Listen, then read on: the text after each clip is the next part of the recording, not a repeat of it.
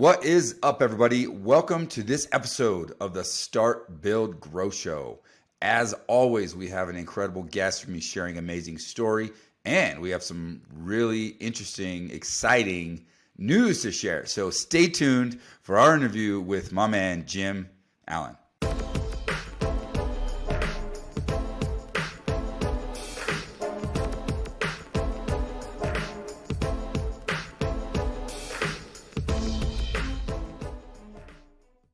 All right, everybody, welcome back. Welcome to the show. We're excited for this episode.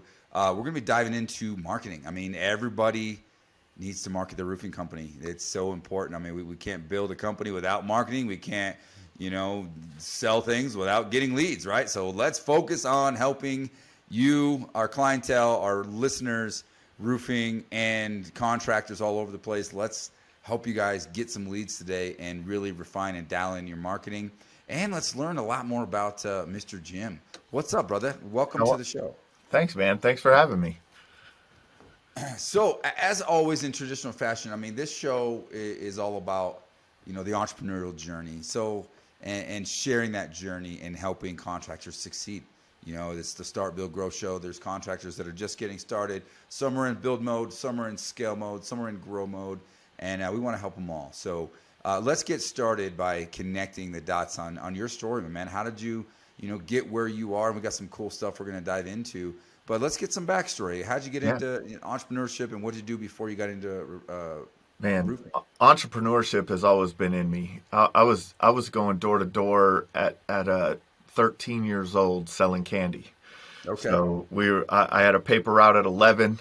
I was always in a kind of a sales entrepreneurial type of a spirit.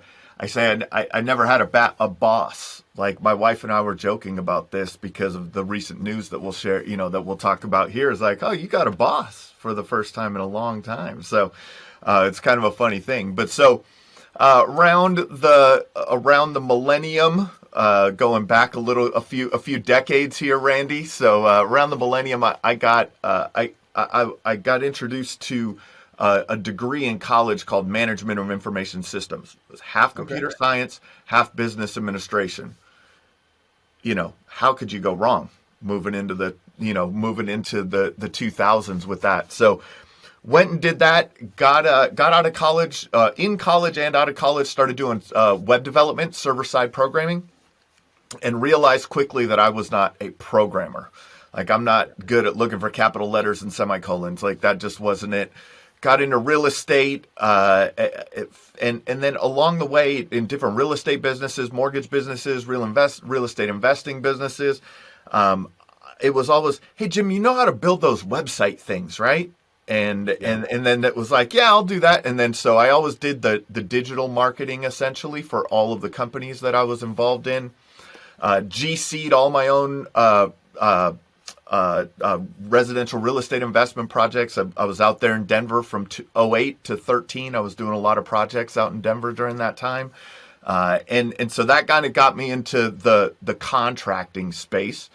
A lot of subs that I worked with that were trying to grow their business. I started helping them out with some of this stuff. And then in 2017, met my business partner, Brian Niebler, and we kind of focused in on roofing as the clients that we want to serve and who we felt we served best, and launched Roofer Marketers. Awesome. So let's go back to that. Like, what does it take? Like, how did I feel like every entrepreneur kind of has like a moment of you wake up or you're driving or you're having a beer with a friend. You're like, let's start a business. Like. Talk about your moment that made you decide, like, you know what, let's do this. So for me, it's always, I've never had a moment of let's start a business. It was always let's start a business. Yeah. Like I've always been that route. But one of the things that that I think I made mistakes in early on is that I tried to start too many businesses at one time, right? So I never had focus. When we started Roofer Marketers, like I said, I had a couple I had a mortgage company at the time. It was doing real estate investing. Was working with contractors on some digital marketing stuff. And I was like, man, you know what I enjoy? I enjoy making the phones ring. Like Yeah. that was my favorite part, the marketing part. Getting the phone to ring was my favorite part, and that was kind of when it was like, yep, burn the boats. Let's do this. Let's execute on roofer marketers, because that's what I find as something that I enjoy on a day-to-day basis. I enjoy helping businesses get that started, get those phones ringing, starting to get that business coming in the door. Yeah. So you were able to take, something that you were skilled at and good at, Yeah. and something that you figured out that you love doing a certain thing, and put all that together, and then all of a sudden, boom, success happens. You be able Yeah. to grow an amazing business. But I want to press in on that a little bit. Yeah. This is a show about entrepreneurship. There's a lot of entrepreneurs, a lot of roofing contractors that are listening to this show or watching this show, and guilty as charged. Both of us, you and I both, are serial entrepreneurs, and I think something happens along your journey as an entrepreneur, and you start to realize that more is not more, right? And we tend to. I know so many contractors. I mean, listen to this. I'm probably going to ruffle some feathers, because I guarantee there's contractors listening to this, roofers that have been doing roofing, and they got this other business that they're working on, that they want to work on, that they're thinking about, that they're having conversations about, they're working on business partners, and what's happening that they don't even realize it, and I can speak from experience, is that their main company is not being tended to like it should be. You might have good people in place, you can have management in place, but when you start chasing those shiny objects, what do we call the SOS syndrome? Yeah. Right? Shiny objects. Shiny objects. And so many of us have it. And it's so prevalent in the roofing space. I feel like so many roofers, and I do consulting. I coach a lot of different contractors, and we talk about this stuff all the time, where it's like, hey, I'm going to start this business. I'm going to do this. I'm going to do this. I'm going to do this. I'm like, hold on a second. Is your business ready? Are you ready to be able to do that sort of thing? That's right. And build two successful organizations? And I'm guilty as charged. I have 2 businesses. But at one point I had 7. Right? So, I was dabbling in all these different things. I guess you're just casting a wide net, hoping that one thing just absolutely takes off. But if you're a true entrepreneur, I think you really got to find your passion, find your skill set, and put yourself in a position that you can be really, really, really good at one thing. Yeah. And master that one thing before you start trying to branch off. And I Definitely. think too many of us, we try to branch off too soon. Do you see that a lot as well? A lot. I mean, and I've done it myself, right? Like it was such a realization when I was like, whoa, there's just not enough effort being put in here. Mm-hmm. But when, like I said, I burned the boats, man. Like it was all in, roofer marketers or nothing. Like that was the whole focus, day in, day out. This is it. This is what we're building. And my goodness, that attention that I was able to pay to this business, and I think a lot of us as entrepreneurs, like you guys, you guys run EOS. Do you run EOS? Yeah, we do. Or something similar. We created our own. Created your own version of it, right? Like, but it kind of along that same vein, right? You have your visionary and you have your integrator. And the integrator is more of an operator, right? Like Gary Vaynerchuk talks about this all the time, about being an operator, right? Being in the dirt, being an operator versus being the visionary person. Visionary people need reins on them, right? They need to be guided a little bit, right? And that's that integrator, operator role. For me, that my business partner Brian is more of the operator was the operator in Roofer Marketers. So he's also has some visionary tendencies also. So we mesh well in that. But as a visionary, that's what happens. You see these opportunities everywhere, and you know that you can potentially execute on them, or you have the confidence that you can execute on them. So you go in that direction, like, oh, I'll do this. And when you do that, every second that your mind is on that other thing, you're losing ground in your main business. Oh man, you couldn't have said it any better. And I think if there's one thing for listeners here to hone in on, is take that to heart.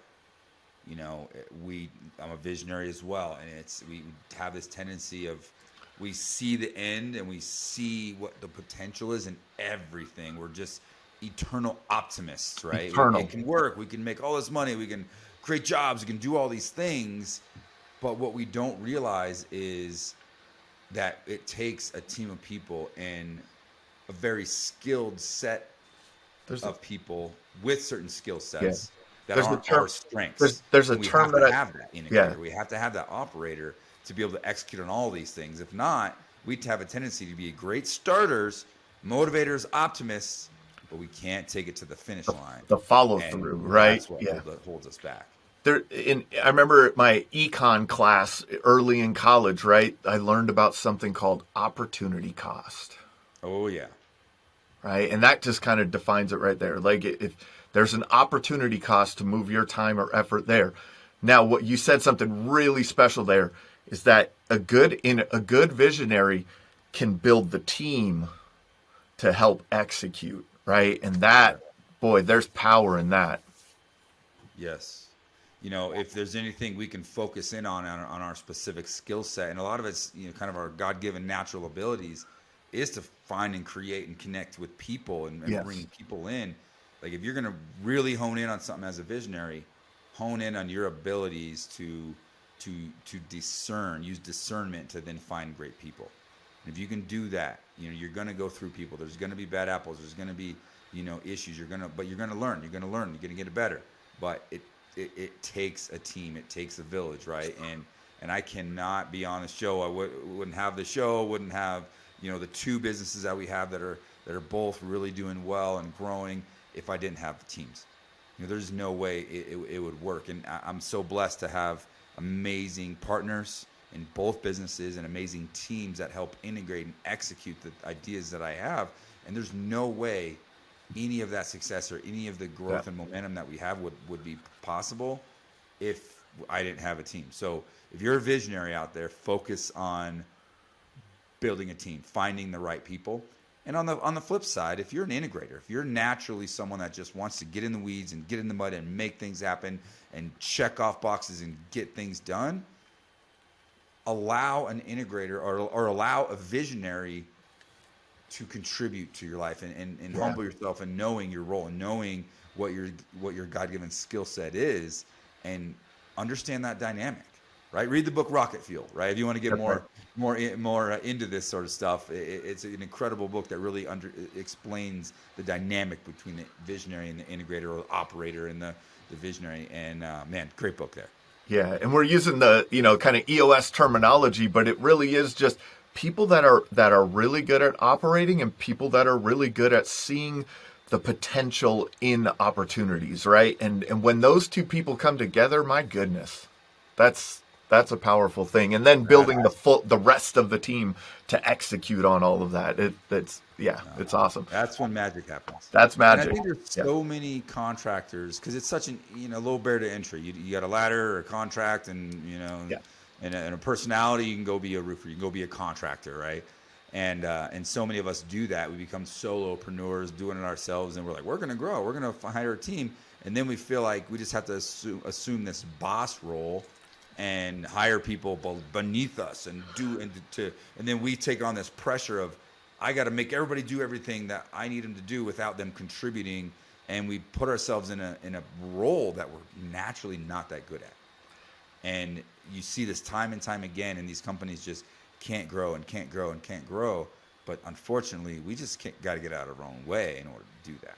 Yeah, I went to it was like a conference back in 2004. So keep dating myself, right? Back in 2004, it was a conference. There was all kinds of great speakers there. One of them was Russell Simmons from Def Jam. Okay. Was one of the speakers there, and he said I remember this clearly when he was on stage. He said, "I've never been the smartest person in any of my companies. I have always hired the smartest people in my companies." And I was like, that's it, right? He hired the smartest marketing people, the smartest sales people, the smartest accounting people, that he could find. Yep. Built a business. And that brings it like to another thing that I love a lot, and that's Robert Kiyosaki's cash flow quadrant book. Yep. Employee, self-employed, business owner, and investor. And that's kind of a path. And a lot of people get stuck in that S quadrant, the self-employed quadrant, because they can't get out of their own way. Yep, absolutely. And even once you become like a CEO and to move into that fourth quadrant, which, you know, I like to look at that actually as more like you become a facilitator. Yeah.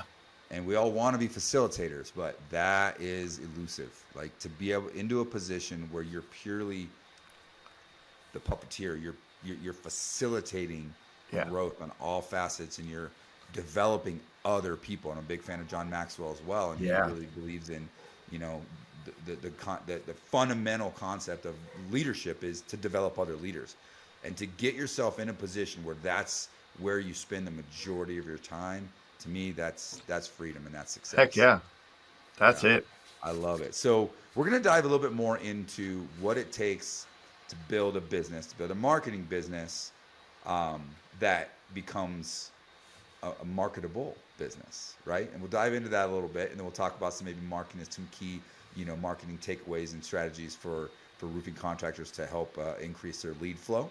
We're going to go on those two things here in just a minute, right after our quick break. And this show would not be possible if it weren't for our amazing sponsors, our presenting sponsor, JobNimbus, and then also an amazing company that actually integrates with JobNimbus and has changed the game for us. We're talking about leads today, but how do you convert those leads and make that into an amazing sale?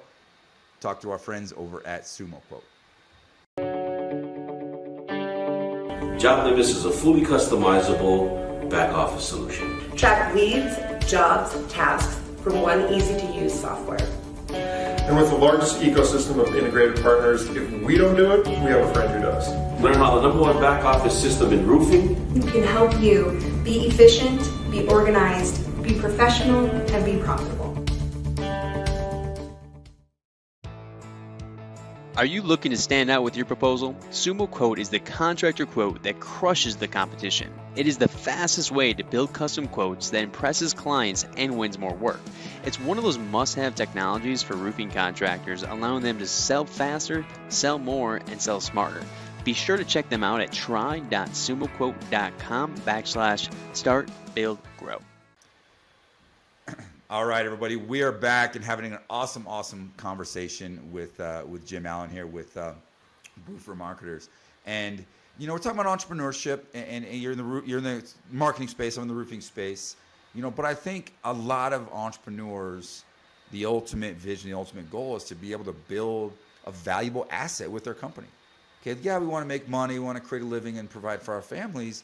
But if you're like me, I want to build something valuable that someone else is going to want to either acquire or just not even if that's the end game, but to build something that's so dialed in and so systemized and so good at what we do that someone else would actually put a large value on that to where they'd want to be a part of it or purchase it or integrate with it or merge with it or something like that. A lot of roofers, that comes up a lot. It's a topic that's coming up a lot. What does it take to do that? What does it take to build a company that has that appeal? So first, I think we were kind of talking about this before the break, where like building a business, building a team, building people. I think that all businesses should be built to sell. And what I mean by that is businesses that are saleable, businesses that people would want to buy, are businesses that have excellent people, systems, and processes in place to execute on the product or service that they're offering, right? And when you get that dialed in, now you have something that people would like to buy, and that's where it comes down to. And boy, in the roofing space, these are some conversations happening right now, right? It is. We've had multiple clients who've been acquired. We have others that are getting phone calls all the time on hey, you guys interested in selling, right? Like, and so a lot of times as like I interview successful roofing contractors on my podcast too, and I've heard their stories. A lot of them start off with a lot of the entrepreneurial journey starts off with, I just don't want that job anymore, or I think I could do it better than the company that I was working for, right? And so you start this journey, and the initial goal is just to survive, right? Like, we just got to get through.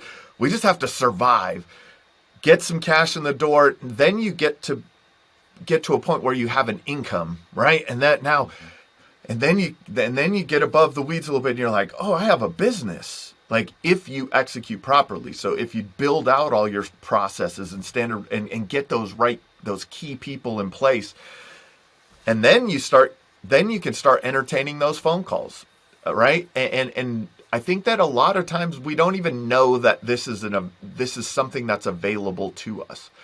But Randy, like when we hear on CNBC and watching some financial stuff, and they're like, Jeff Bezos's net worth is whatever billions of trillions of dollars. They're not talking about the money in his bank account. They're talking about the equity, the valuation of Amazon. Yeah. Right? So when we start to understand that our wealth can be built in our companies, and that there is a value on our companies, and it depends on the length of time you've been in business, the top line revenue you're achieving, the bottom line revenue you're achieving, the EBITDA, what all of these things will factor in. Brand will factor in. The company that is looking to acquire you is a factor in what the value of your company is worth. So there's a lot to it. Your market share, yeah. Your market share, the available market share that you can achieve, right? There could be a larger conglomerate that could come in and say, whoa, if we put our systems and processes behind your team, we're off to the races. So there's a lot of different variables in it. But the first thing that I like to do, that I kind of went down a journey on in this years ago, was understanding how businesses are valued. Once you understand that, now you can understand the value in your business, build the business to sell, right? So you don't have to sell, but build it to sell by putting the good people, good processes in place. Man, I love that. Great information there. And obviously, we're going to dive into some marketing strategies and stuff as well. But before the break and right at the beginning, we kind of talked about a big announcement. And yep. And you started your business a handful of years ago, and I assume with that intention. And what happened? We got acquired. So wow. Okay, let's talk about that, my man. Just recently, right? You recently got acquired. Yeah. I think we're one of the first outlets that's actually making this announcement. That's and right. I'm excited and grateful to be a part of that part of your journey. So let's talk about that. Let's talk about what happened and how did that happen. So we have joined forces with JobNimbus. So JobNimbus has acquired roofer marketers to bring in the marketing services into their service offering to their contractors. It's the number one thing that JobNimbus users have asked for in their survey last year. When they surveyed all their customers, marketing services was the number one thing that contractors need. And so we've joined forces there. From our perspective, we're limited as a marketing company in that initial part of the customer journey, in that awareness consideration phase, right? Then you move into the purchase phase. That's where your sales reps are, running those appointments and doing that. But with a lot of marketing companies, that's about as far as we can go. And then the data that you guys as contractors give back to us in terms of closed sales and how this Facebook ad is performing and how these Google ads are performing, it's really in what you guys are giving back to us that helps us turn the knobs, right? And adjust that and fine tune the marketing efforts that we're doing. With this integration now, we'll be able to achieve a full customer journey with the contractors that we serve, right? Because JobNimbus is that customer journey from the time that you start that job all the way through invoicing, payments, and things, right? Now we add in that initial aspect of helping to build your brand and your awareness in your marketplace to drive that business into your business, and then contribute to that customer journey all the way through. Yeah, I love that. Well, let's congratulations. Thanks. That's a huge accomplishment to be able to get acquired by a company such as JobNimbus, and I know they're making a lot of moves. They're growing fast and making a lot of moves in the industry, and I'm grateful to be a part of that journey with them as well. They've been an amazing partner of ours. They've helped our company grow tremendously, and a lot of our clients, the people we work with them. Not all, but most. Most everybody at this point realizes, like, hey, I need to be a part of this. I need to be a part of this thing. There's something going on here, and now you're there, so I think it's just going to provide even more value. But let's dive into the side of the listeners that they're listening. Then they're looking to grow their business. That's always fun to talk about the journey in entrepreneurship and how to build a sellable business. But how do we get some leads? Give me the golden nuggets, man. Let's. I'm a new contractor. I'm listening to this. Congratulations. I'm like, oh man, maybe I'm using JobNimbus. Maybe I'm not. Maybe I'm with you. Maybe I'm not. Yeah. But I do need to grow my business. I need more leads. What are some key things that I can do, based on, a couple of different maybe budgets or different tiers of budgets that I can do to try to, increase lead flow in my business? So those are kind of easy things. I want to take it back a step further into the mindset and how to look at it a little bit. And that's, we're talking about the customer journey, right? The goal in a business and the foundational business of your company will, a lot of times when people are starting out, the first thing that you do is you make your friends and family and people you go to church with and all, like your network, you make them aware of you. Right. And that's how you start to get, go to, Randy has a roofing company. You should call Randy. Right. Like that's marketing. Right. It's just bringing awareness to what you do, the products and services that you offer. Right. So we want to make that simple.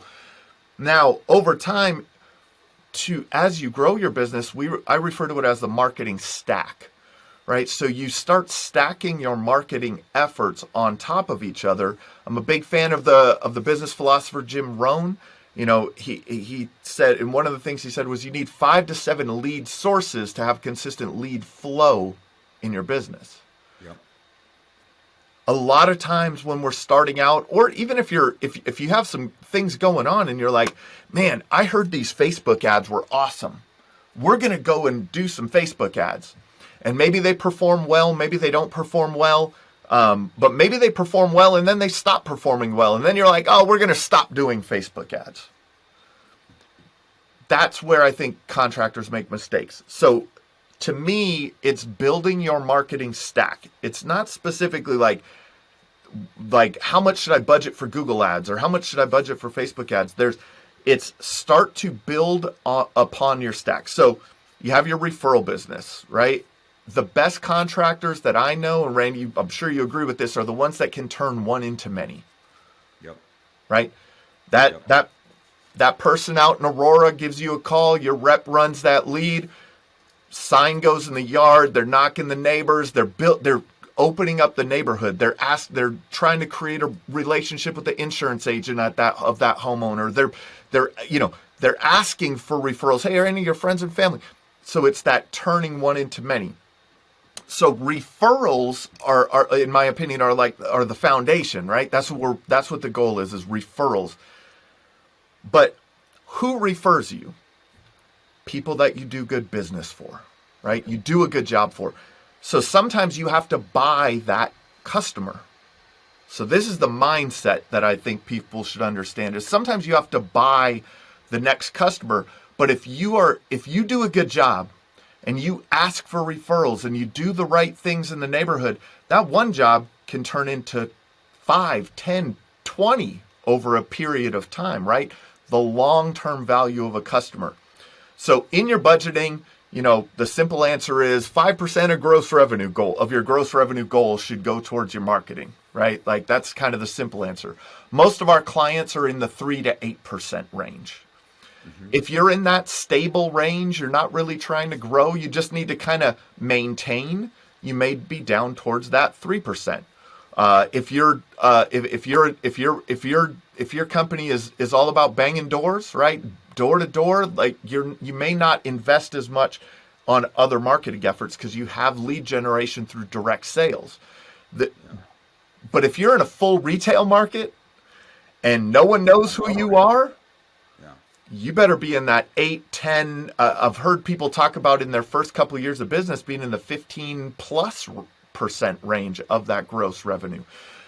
So it's that, how do you build the momentum of people knowing who you are? And you could do that through all these marketing channels, right? SEO, Google ads, Facebook ads, local services ads, truck wraps, signs in the yard, mailers, like there's so many channels that you can add. So you just continue to add those channels to the point where you have the consistent lead flow that you need to hit your revenue goals. That's my thought on that.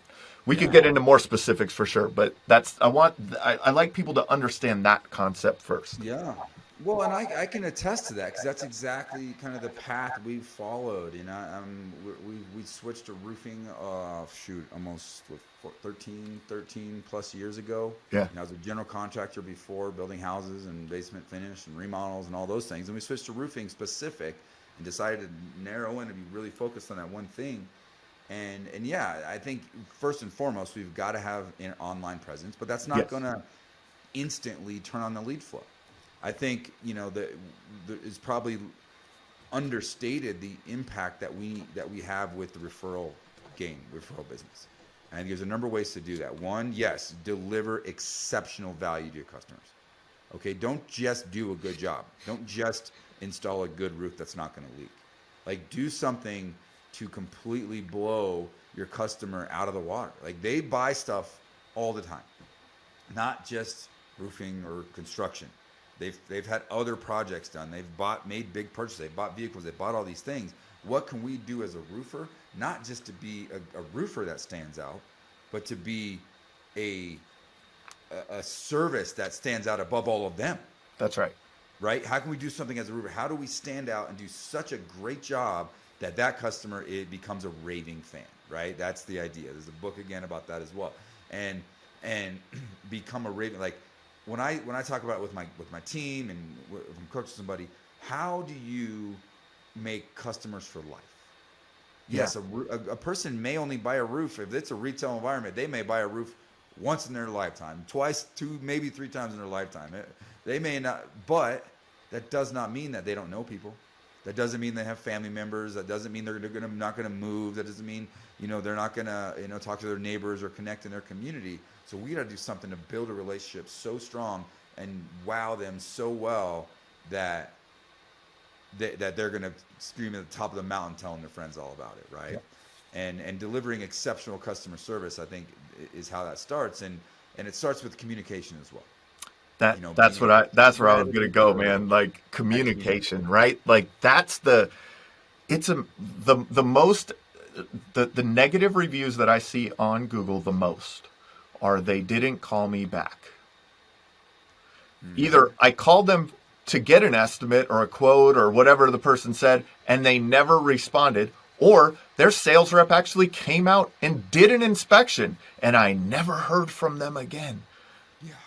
Communication. So there's a great book called Never Lose a Customer Again by Joey Coleman, I think it is, and it's about that customer experience, and it's the difference in customer. He talks about the difference in customer service versus customer experience. Customer experience is planned. Customer service is reactive. So if you can plan your customer experience, right, and this is kind of what I'm talking about, that customer journey that we're working on with joining forces with JobNimbus, is the way that your brand is showing up and communicating to your potential customers, to your perfect customer, attracting your perfect customer, kind of qualifying out your not so perfect customers, then bringing them into that communication channel. So the first thing is, how quickly are you having a conversation with them, right? Like, if they fill out a form on your website, how quickly are they being responded to, right? If a lead is not followed up within 5 minutes, you have an 80% less chance of ever getting a hold of that customer. Yep. Not ever getting that job, right? You're not just reducing your closing rate. I'm talking about 80% of those people you'll never even get a hold of because they're calling the next company. I like to, you may have some HVAC guys on, that listen to the show. Like, I live in Minnesota. My furnace goes out in the winter. I'm going to Google. I'm looking at reviews. I'm making a decision as who do I want to call. I start calling them. This is the initial part of that communication, I think, is important. Now, when I start calling people, of course, the person who answers the phone first, I get to have a conversation with first. If an appointment is booked, I feel like my problem is solved. Yeah. It's not when my furnace gets replaced. It's when the appointment is booked, because I feel like a trusted contractor is going to come to my house. Someone that I've selected to call is going to come to my house. Now, once they give me a quote, maybe I have a different opinion on if I want to call someone else or not, right? But the second that appointment is set, my problem is solved. So when we're going through this customer experience and building this customer experience, that's the first thing that needs to happen, is that appointment set. We listen to every phone call that comes through our client's business that comes through. So thousands of phone calls we listen to. And it amazes me of, hey, yeah, I'll have Randy call you back and let you know when he's available to come out. Then when does Randy call back? Maybe the next day, maybe 2 days later. You think that customer is waiting around for you? The experience level has just dropped, right? On that initial phone call. So once you're generating those leads, whether it's through Facebook, Google Ads, your signs in the yard, your truck wraps, that appointment gets set, I guarantee your closing rates are higher. Yep. And even if you are in a model where you have a larger sales team that kind of does their own scheduling, you better believe you got to train them to That's know right. that the second that lead comes in, they stop what they're doing, they call it instantly. Instantly. Call them right away. Like if you're in the middle of something, okay, finish Yep. what you're doing, then call them right away. Speed to lead is important. Speed to we lead. have a process of just articulating. It's kind of like the same concept of, like, you go to a restaurant and they say, all right, it's going to be a 25-minute wait, and you wait 10 minutes. Cool. You're in a good position. That's right. If you go to a restaurant and they say, hey, it's going to be a 10-minute wait, and you wait 25 minutes, what does that do to your mentally? Like, you're frustrated. You're like, oh man, they're messing me. Same thing. And this concept is, hey, what we'll do is say, we'll have an appointment. We'll have someone reach back out to you in 24 hours or less, and they call in 10 minutes. Yeah. Right. So then it's like, expectations plus communication equal a good customer experience, right? Yeah. Proper expectations. So exceeding expectations. Now, as you're moving through this customer journey, now that sales rep, maybe you can automate this, right? So that's part of our joint efforts with JobNimbus, and moving through using Engage and text message communication with customers and email communication with customers, setting tasks for your internal team to update the customers as they're going through this process. And if you do that, if you build that customer experience from the time they become aware of you or how they become aware of you, all the way through building that loyalty, building those raving fans, that you won't have competitors. yeah. No, and it's interesting because this comes up too, because obviously I have a roofing company. That's roofing right. And solar. We do commercial service solar, and we also have a consulting company. And I have clients in my same exact market.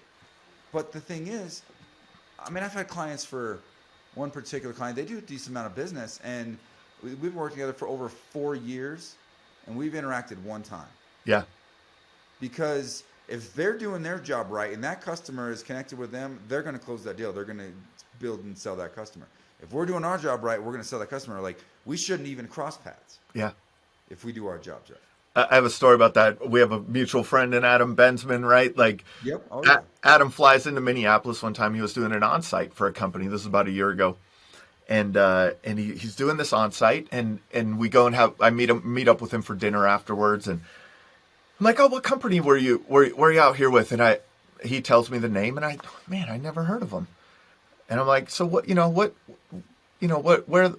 size company is that? He's like, oh, they did about 40 million this year.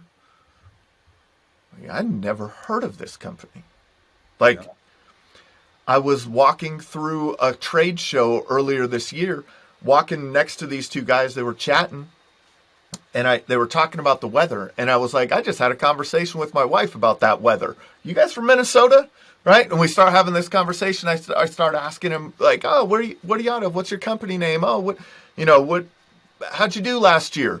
Like, oh, 65 million. Our goal is 80 this year. Never heard of them. Yeah. There is an abundance of business out there, right? Like, there is so much business out there.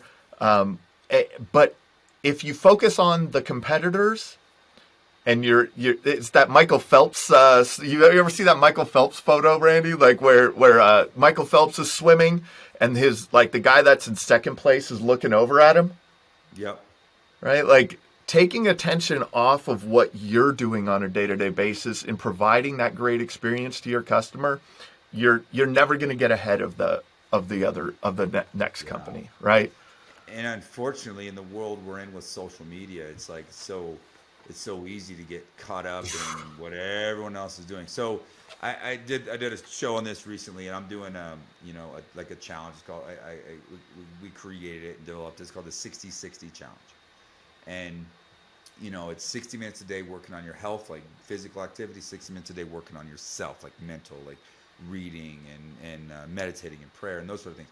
And it's committed every day, 60 days, 2 hours a day. Like, you're dedicated. Like, you got to find the time to make that happen.